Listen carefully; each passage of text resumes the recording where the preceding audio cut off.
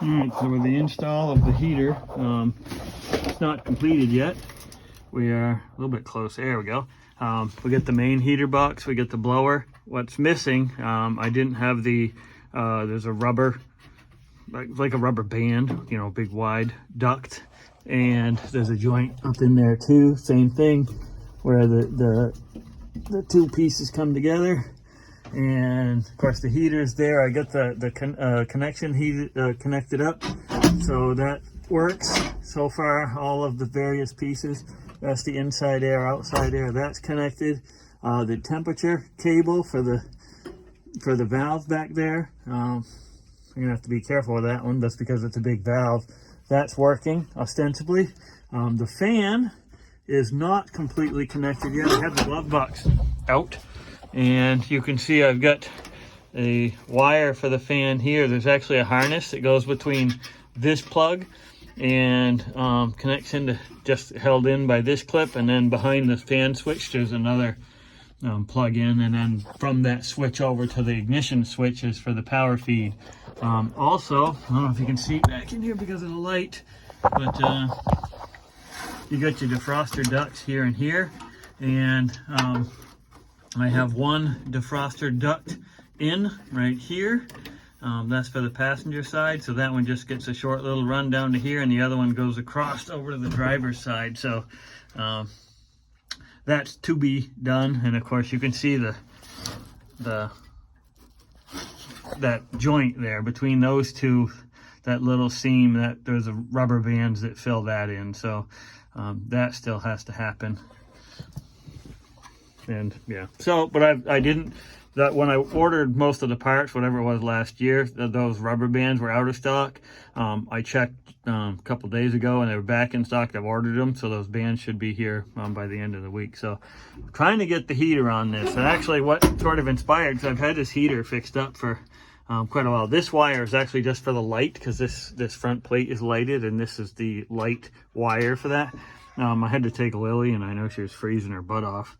Driving around with no heat on, so I said, well, why don't I've had this heater, why don't I just install it, right? So, but like everything, half the pieces are missing when you install it. You notice the different colors, that's on purpose. These heaters come with a special crinkle finish from the factory, and it's different than the standard cab colors for the truck. So that's on purpose. It isn't mismatched paint. So I also need to get floor mats in here. Right now I've just got these old basic whatever Walmart floor mats, but I'm trying to find a floor mat for this so that I have a real floor mat. Floors in this are actually in pretty good shape. They're not rusty, so I mean, as in rust through or anything like that. So, but otherwise, yeah, I'm trying to get the heat going. Plenty of fresh air for the summer, but trying to get heat for this time of year, plus defroster. So it's work in progress. We're coming.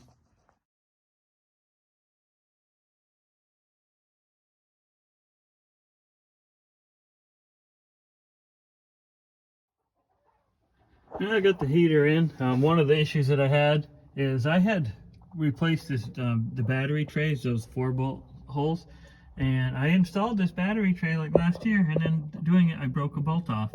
So you've seen the memes about how one little bolt takes a long job, or takes a short job into a long job. So now I got to drill that out. It had backed halfway out and got caught on something, but yeah, it was a fairly new bolt on those. So yeah, fun. Bolts broken. Otherwise, the heater, you can see the heaters in, those bolt heads sticking out of the heater box and the fan. So now up here, one other thing I have to do is this was they were 5/8 and 5/8, but this needs to be a 3/4. So you can, it actually has the correct size thing in there, and I've got, just in the garage on my shelf, I've got a correct nipple for that. So I got to pull that nipple out. That's going to cause antifreeze to go everywhere, but that is the other modification that I have to do. And then just waiting for some rubber bands to seal it up inside, plus I need to wire it. All right, on the heater install up here, I did have to change this fitting. The heater core is a 3/4, and previously had a 5/8 and a 5/8. So the heater core itself is a 5/8 and a 3/4. So I just swapped that fitting. I had one in the shop, but you can get those anywhere. And I had a little bit of clamp here to get these hoses together.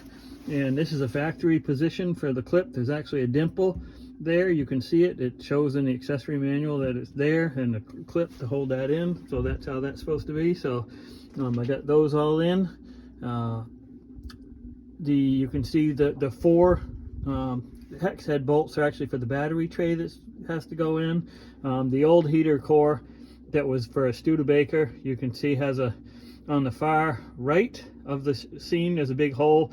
I've just filled that in with like a heavy tar rubber, and same thing on the far left, the big hole, and then the two bolts, or actually three triangular bolts in the middle, were the mounting bolts for the heater, and those are the same things filled in with that same tar paper.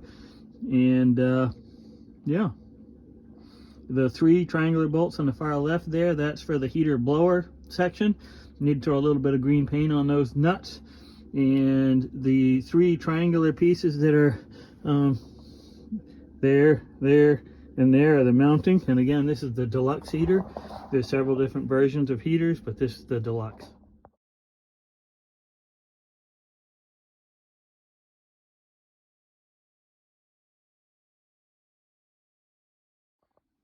All right. I also had my old battery tray, which I had thought was pretty solid, but actually turned out to be had quite a few holes in it. So cheap enough to get a reproduction one from LMC. So we'll see. The biggest issue is going to be whether or not the bolts line up or not. They're very similar, just very minor differences, just in size and the way things are bent. But I would say that visually, it looks like a pretty accurate reproduction. So the biggest question is going to be if the bolt holes where they mount to the firewall are going to line up. But yeah, there, that's the new one.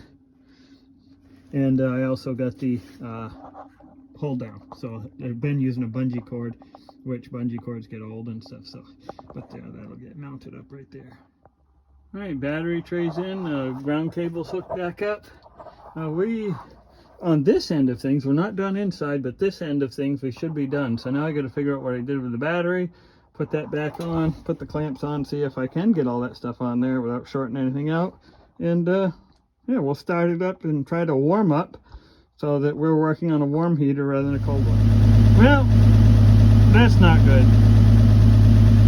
I don't know what's leaking, but something in there. It's got several joints, so obviously the whole thing has to come all the way out, which is kind of sucky. Alright, so doing an autopsy of the heater core, and one of those things, it's like I put this together like 2 or 3 years ago. I know it's been quite a long time, and it's, how did I think that it was not going to leak? If you take a look at that fitting, this hose goes on that fitting, so what the hell, man? Anyway, so I've got a new heater core coming, because that's really the only thing you do. The heater core itself wasn't bad, but that fitting. So I'm baffled that I would ever think that that would be okay. But apparently I put it together that way. Everything else is in pretty good shape. Yeah. Also, while I was there, I said, I'll test out the fan. I had tested out the fan when I put it together 2 years ago, and now it doesn't work at all. So I had both the blown heater core, and if I had got it together, then the fan wouldn't have worked anyway. So I've got a new heater core coming and a new fan motor coming, and I said, this just baffles me. I would fire me for this. This is crazy. Anyways, so I've got a new heater core coming that'll fix that, and a new fan motor that'll fix that. So basically my whole thing kind of turned into a disaster with that huge leak, but yeah, try again.